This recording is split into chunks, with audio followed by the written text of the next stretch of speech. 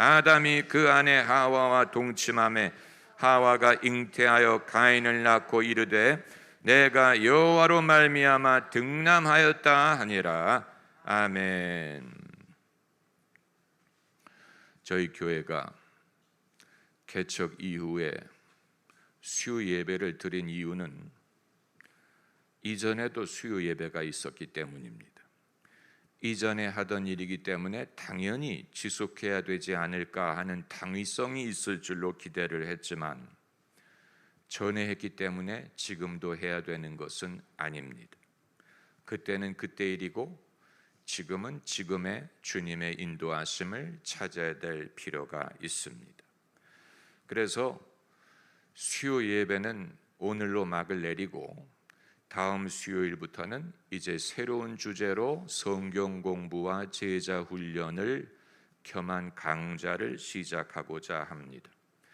그렇다고 해서 지난 6개월 동안 드린 수요 예배가 무의미했다, 헛됐다라는 뜻이 아니고 주님이 당신의 계획을 보여주실 때까지 우리를 지탱할 수 있었던 것입니다. 다음 수요일부터는 인생 강좌 겸 성경 공부로 인생의 제2막, 아주 거창한 제목입니다. 인생의 제2막. 저는 여러분에게 인생 제2막을 강좌할 만큼 노하우가 있는 사람이 아닙니다. 제가 무슨 인생의 제2막을 벌써 겪고 성공을 거두어서 그 노하우를 여러분에게 말씀드릴 수 있는 입장이 아니고 아마 여러분 중에는 저보다 인생의 지혜를 더 많이 터득한 분들이 계실 것입니다. 다만 제가 추구하는 것은 성경 말씀을 통하여 성경 말씀의 의외로 인생의 이막에 하나님이 하시는 본론을 경험한 사람들이 많이 있는 것을 보고 우리가 여러분이나 저나 이 성경 말씀에서 우리 인생의 해답을 찾고자 하는 것입니다. 그리고 이것이 반드시 어떤 연령대에 이르러야 된다고 말씀드리는 것은 아닙니다. 어떻게 보면 다윗의 인생에 그의 인생에 아주 획을 긋는 전환점은 그가 아직 소년일 때 발생하지 않았습니까? 사람들이 다 보는 앞에 골리앗과 싸워 이김으로 일약 이스라엘의 영웅이 된 것, 이스라엘의 영웅이 된 것뿐만이 아니고 모르긴 몰라도 블레셋 군대도 은연중에 다윗을 좋아했을 거예요. 멋지다, 적장이지만 적군에 저렇게 멋있는 장수가 있을 수 있구나. 만일 내가 유대인이었다면 내가 다윗 밑에 들어가 장수가 되리라. 이렇게 생각하는 사람들이 많이 있었을 것입니다. 대부분의 사람은 다윗처럼 어린 나이에 일약 영웅으로 부상을 하면 그 인기와 명예를 감당하지 못해서 타락할 수 있었을 텐데 하나님께서는 다윗이 타락할 여지를 주지 않으시고 곧바로 사울 왕의 견제를 받게 하시고 사울 왕이 다윗을 두려워하고 미워하고 죽이려고 하고 쫓아냄으로써 그의 인생의 전성기가 되고 이제 내가 떴다라고 생각하는 시점에 도망자의 신사가 돼서 오랜 세월을 미치광이처럼 거지처럼 깡패 두목처럼 산적 두목처럼 숨어 다니면서 그때 비로소 하나님의 마음에 합당한 자가 되기 위한 훈련을 시작하지 않습니까? 그러니까 다윗이 시편 같은 심금에서 우러나오는 영혼의 찬양시를 쓸 수 있었던 비결은 물맷돌을 던지는 기술만으로 되는 게 아니었죠. 물맷돌을 던지는 기술만으로 어떻게 시편 23편을 쓸 수가 있겠습니까? 그러니까 하나님께서 하나님의 마음에 합당한 자로 키우시는데 그 과정에는 다윗이 결코 동의할 수 없는 만약에 선택권이 있다면 결코 선택하지 않을 시련의 시즌이 있었던 것입니다. 시즌. 만약에 사무엘 선지자가 다윗에게 기름을 부을 때 내가 앞으로 이스라엘의 임금이 될 텐데 임금이 되기 위해 내가 10여 년 동안 도망자로 살아야 된단다 라고 말했다면 다윗이 사양했을 것입니다. 임금은 좋은데 저는 평안하게 살고 싶고 가족과 살고 싶고 나는 장가도 가고 싶고 직장도 갖고 싶고 친구도 갖고 싶고 만약에 내 젊음의 시절을 도망자로 도망다니면서 산다면 이후에 어떤 영광이 기다리더라도 나는 자신이 없습니다. 사양하겠습니다 라고 말했을 것입니다. 주님이 우리에게 기름을 부어주실 때 이후에 그 기름 부음이 어떤 식으로 인도할 것인가를 미리 알려주시지 않습니다. 왜냐하면 알려주면 거절할 것이기 때문에. 바울에게 사도로 부르셨죠. 사울아 사울아 내가 어찌하여 나를 핍박하느냐. 그러면서 그 시점에 주님이 얼마나 당신을 위해 고난당할 것을 말씀을 하셨죠. 바울은 모르고 시작한 것은 아니에요. 다만 그게 어떤 종류일지를 알고 시작한 것은 아니죠. 모르는 게 약이다라는 말이 있는 것처럼, 무식하면 용감하다라는 말이 있는 것처럼, 우리가 믿음을 실천하는 과정에서 약간은 무식한 게 낫습니다. 무식하게 믿는 사람이 믿음이 더욱 강력하고 더 용맹하고 주저하지 않아요. 반대로 너무 똑똑한 사람은 이것저것을 많이 따지기 때문에 먼저 유익이 될지 손해가 될지부터 따지는 사람은, 그런 사람은 믿음의 삶을 살기가 어려워요. 영화 황산벌 전투를 주제로 한 영화 아닙니까? 백제 계백장군과 신라의 김유신 장군이 이제 황산벌 전투를 앞두고 있을 때 계백이 5,000명으로 구성된 특공대를 조직합니다. 특공대를 조직할 때 자기들의 장수들을 다 불러다가 일렬로 세우고 물어봅니다. 야, 너 나와 몇 년 있었어? 그랬더니 저마다 대답하는 방법이 달라요. 저는 한 3년 있었는데요. 저는 굉장히 오래 있었는데요. 그런데 어떤 놈이 그건 왜 물으시는데요? 그래, 너는 빠져. 그 사람은 그 특공대에 들어올 자격이 없는 거예요. 왜 물어보느냐? 개수하려고 하는 사람. 이게 무슨 뜻이냐? 저 사람이 나에게 무슨 요구를 하려고 저런 말을 할 것이냐? 신앙도 마찬가지라고 생각이 됩니다. 신앙도 주님이 우리에게 물어보시는 경우도 있지만 주의 종이 묻는 경우도 있죠. 주의 종이 교회가 이런 형편에 있고 제가 이런 일을 하려고 합니다 라고 혹시 말을 꺼내면, 아, 그렇군요. 제가 어떻게 도와드릴 수 있습니까? 라고 묻는 것이 바르고, 그거 왜 나한테 말씀하시는데요? 라고 묻는 사람은 동참할 의지가 없는 것입니다. 그렇죠? 저 사람이 내게 무엇을 얻을까 해서 저렇게 구차하게 말하는 것인가? 이런 식으로 생각하는 사람은 믿음이 자신에게 희생을 요구하든 수고를 요구하든 심지어 아골골짝 빈들에 찾아갈 헌신을 요구할 때 왜 내게 이런 것을 요구하느냐? 내게 바라는 것이 무엇이냐? 뭔가를 바라고 이런 말을 하는 것이냐? 주님이 당연히 바라시지요. 그러나 공연히 바라시는 것은 아닙니다. 우리에게 복을 주시기 위해서 바라는 것이고, 그렇지 않습니까? 오병이어를 주님께 드린 소년이 이후에 어떤 복을 받았을지 알 수 없지만, 만약에 그때 내가 괜히 드렸어, 내가 그걸 다 먹을 걸, 엄마가 나에게 싸준 도시락인데 내가 멋모르고 주님에게 드렸더니 주님이 그만 그걸 사람들에게 나눠줘 버렸어. 나는 그때가 후회가 돼.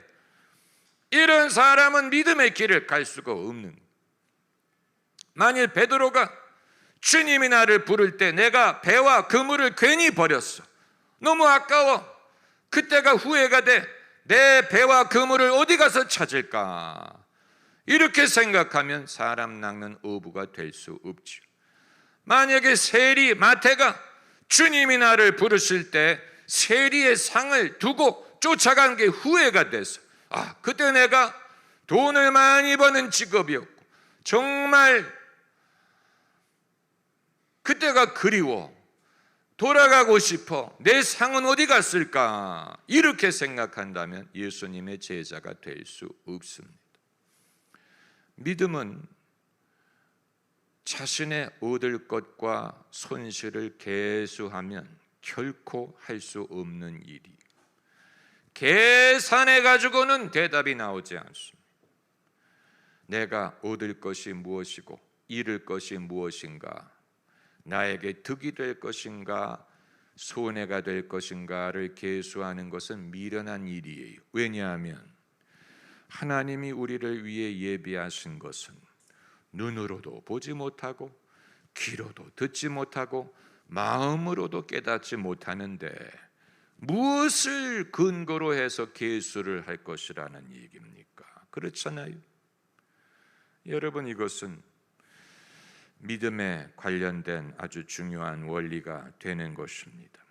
인생의 이막, 거창하게 들리는데, 여러분 TV에 남자분들이 즐겨보는 나는 자연인이다 라는 프로가 있죠. 나는 자연인이다. 그 프로를 보실 때가 있습니까?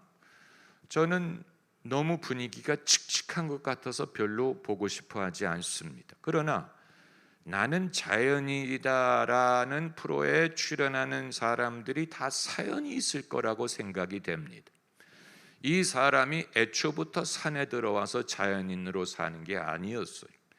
한때는 잘 나갔던 증권가의 별 같은 사람이었을 수 있고, 과거에 사업을 크게 하던 사람이었을 수도 있고, 그 중에는 과거에 화려한 경력을 가진 사람이었을 수 있는데, 어떤 연유로 산에 올라와서 자기가 먹을 채소를 직접 키우면서 나는 자연인이다 라고 사느냐, 사연이 있을 수밖에 없는 것이죠.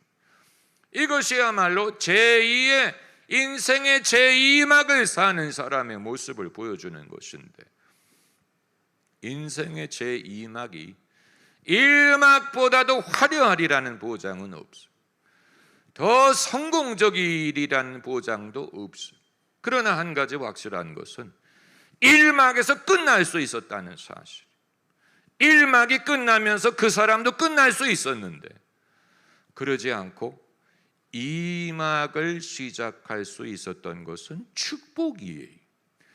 그런데 출연하는 사람들 대부분이 건강에 어떤 메이저 크라이시스가 있었던 사람, 암이 걸렸다든가, 아니면 사업에 어려움이 있었다든가, 메이저 위기가 있었는데 끝날 수도 있었어. 1막이 끝나면서 끝날 수 있었는데 끝나지 않았어. 그래서 이제 이전과는 다른 방법으로 살아야 되겠구나. 왜냐하면 이전의 방법이 나를 병들게 했기 때문에, 이전의 방법이 나를 교만하게 만들었어. 교만은 패망의 선봉이라고 했는데 내가 교만해지면서 패망했어. 그렇기 때문에 이 막은 1막처럼 살았다가는 다시 패망할 수밖에 없는 것을 깨닫고 겸손하게 살 수밖에 없는 현실, 겸손하게 살 수밖에 없는 현실이죠. 그래서 제가 이 인생 이막의 맛을 보여드리기 위해서 아담과 하와의 경험을 통하여 아담과 하와에게는 이막이 어떤 삶이었을까를 생각해 보고자 하는 것입니다. 이건 우리가 그들에게 무슨 교훈을 배울 만한 것이 있다고 말씀드릴 수는 없어요. 왜냐하면 인간이 타락했는데, 선악과를 먹고 타락해서 에덴에서 쫓겨났는데 거기 무슨 교훈이 있겠어요? 가장 비극적인 일이죠. 거기에서 인류의 운명이 결정이 됐는데 거기에서 우리가 무슨 교훈을 찾아보자 이렇게 할 수는 없고, 본받아야 된다 뭐 이런 말씀을 드릴 수는 없죠. 그러나 아담과 하와가 에덴 동산에서 쫓겨날 때 하나님이 비로소 사람이라고 부르셨다는 사실을 아십니까? 오늘 본문 22절을 보면 여호와 하나님이 가라사대 보라 이 사람이, 이전에는 아담이라고 불렀고 남자라고 부를 때도 있었는데 동산에서 쫓겨낼 때 사람이라고 불렀어. 하나님이 이 사람이, 24절에 하나님이 그 사람을 쫓아내었다. 다시 말하면 에덴에서 쫓겨날 때 비로소 사람처럼 살게 되었다는 말이에요. 사람의 참된 모습이 여기서부터 시작되는 것입니다. 그 이전에는 신과 같은 존재였어요. 이전에는 아담과 하와가 특권을 누렸어요. 에덴 동산에서 특권을 누렸어요. 엄청난 특권을 누렸어요. 그런데 그 특권이 아담과 하와를 흥분하게 만들고 하늘까지 올라갈 수 있으리라고 생각했어요. 하나님처럼 되리라고 생각했어요. 선악과를 먹은 이유는 하나님처럼 된다는 말을 들었기 때문에. 그런데 하나님처럼 된 게 아니고 깊은 낮은 곳으로 떨어져 버렸죠. 그렇기 때문에 아담과 하와에게는 인생의 이막이 우리와 같은 사람으로서의 삶의 시작이었던 것입니다. 그때 비로소 아담과 하와가 우리 같은 사람이 된 거예요. 그전에는 많은 특권을 누린 신과 같은 존재고 하늘 높은 줄 몰고 올라갔는데 이제 에덴 동산에서 쫓겨나면서 우리와 같은 사람으로 살게 된 것입니다. Coming to America라는 영화가 있었죠. 에디 머피의 구원작전이라는 제목으로 번역이 됐는데 코미디 영화입니다. 에디 머피가 원래는 아프리카 자문다라는 나라의 황태자예요.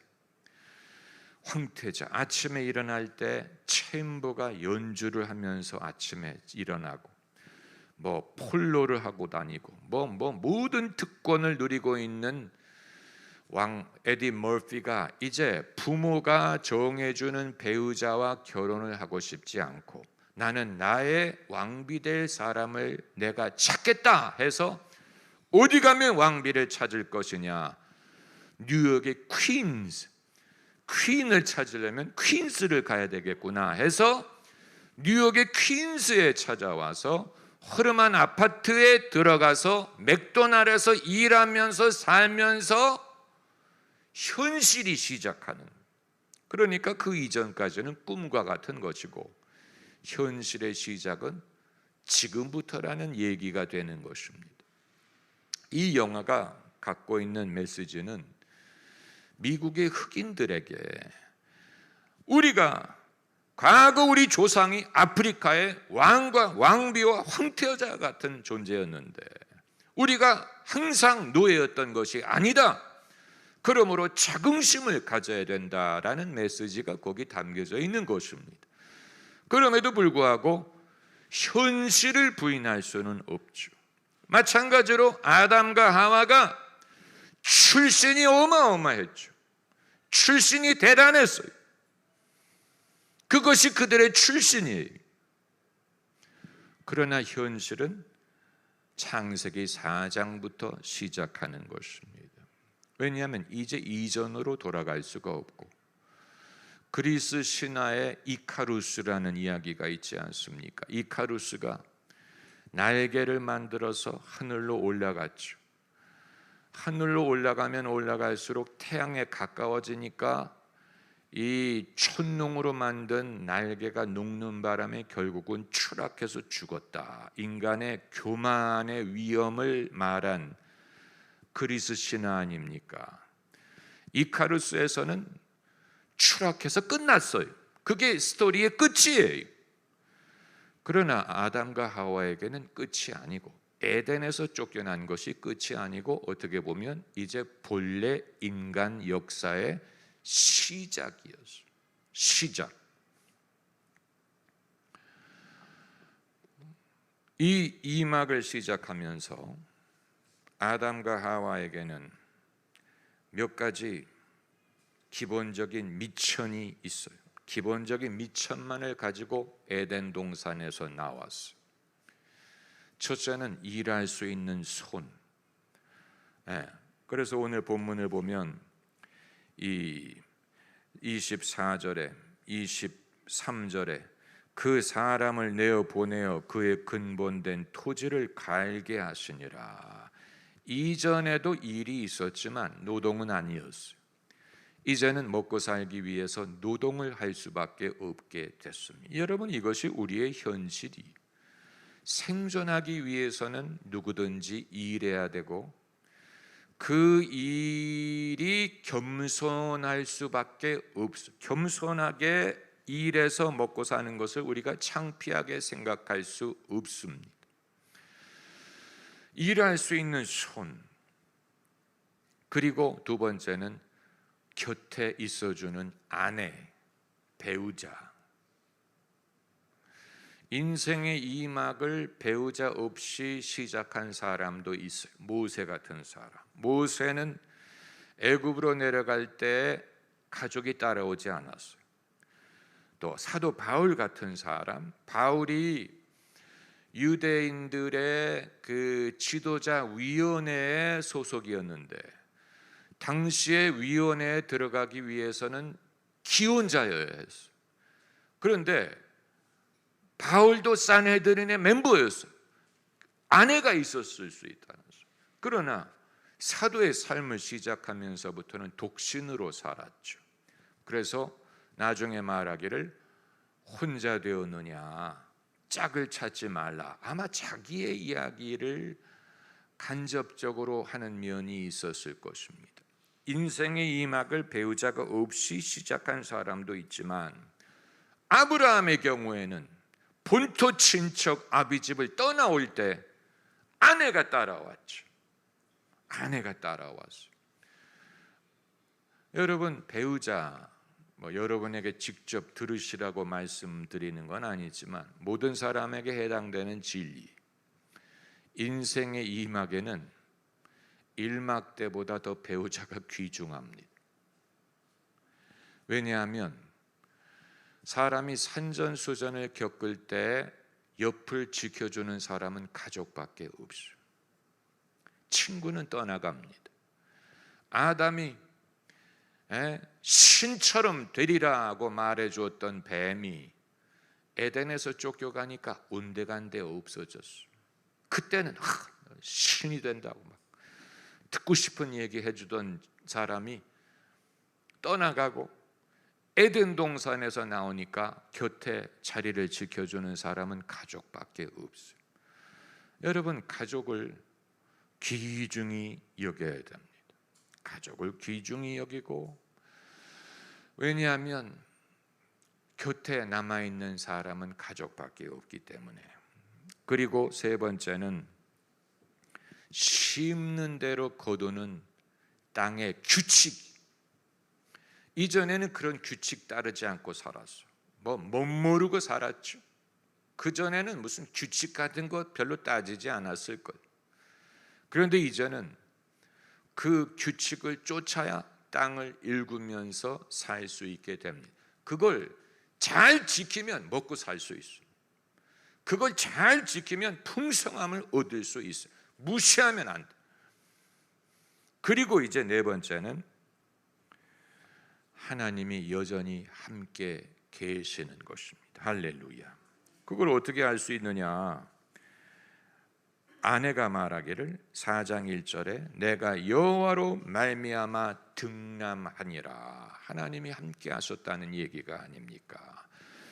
이 아담과 하와의 타락을 우리가 그때부터 하나님으로부터 떠나갔다라고 해석할 수 없는 이유가, 떠나갔다면 어떻게 하나님으로 말미암아 등남했다고 말할 수 있습니까? 에덴 동산에 있을 때도 하나님이 함께 하셨는데 거기서 쫓겨났지만 하나님은 여전히 함께 하셨어요. 그것이 우리에게 해당되는 것입니다. 왜냐하면 우리는 더 이상 에덴에 살고 있지 않잖아요. 이 땅에 머물고 있지요. 땅이 가시와 엉겅퀴를 냅니다. 그럼 하나님이 없으시다는 얘기입니까? 이 땅이 가시를 내고 우리가 병이 들고 늙고 죽고 하나님이 없다는 얘기입니까? 아니지요? 아니에요. 오히려 열매를 맺기 시작하지 않았습니까? 아담과 하와가 에덴 동산에서는 자식이 없었어요. 자식을 얻기 시작한 것은 이후의 일이에요. 가인도 낳고 아벨도 낳고 셋도 낳고, 잃은 것만 있는 것이 아니더라 하는 것입니다. 여러분, 우리가 이 모든 것을 통해서 미가서 6장 8절 말씀을 한번 찾아보시기 바랍니다. 미가서 구약 성경 1296면 미가서 6장 8절, 6장 8절에 사람이라고 말했죠. 아담에게 말씀하시는 것 같아요. 사람아, 주께서 선한 것이 무엇임을 내게 보이셨으니. 이 세상에서 우리가 살면서 어떤 선한 것을 보이셨느냐? 여호와께서 내게 구하시는 것이 오직 공의를 행하며 인자를 사랑하며 겸손히 내 하나님과 함께 행하는 것이 아니냐. 겸손히라는 말에 줄을 쳐야 돼요. 겸손히. 1막에서는 겸손이 이론이었는데 2막에서는 겸손은 부인할 수 없는 현실이. 이제 겸손히 하지 않으면 갈 데가 없어요. 1막일 때는 멋모르고 살았는데 이제는 차분하고 현실을 이해하고 겸손하고 손으로 일하고, 그러면서도 하나님이 선한 것을 우리에게 보이실 줄을 믿는 것입니다. 할렐루야, 할렐루야.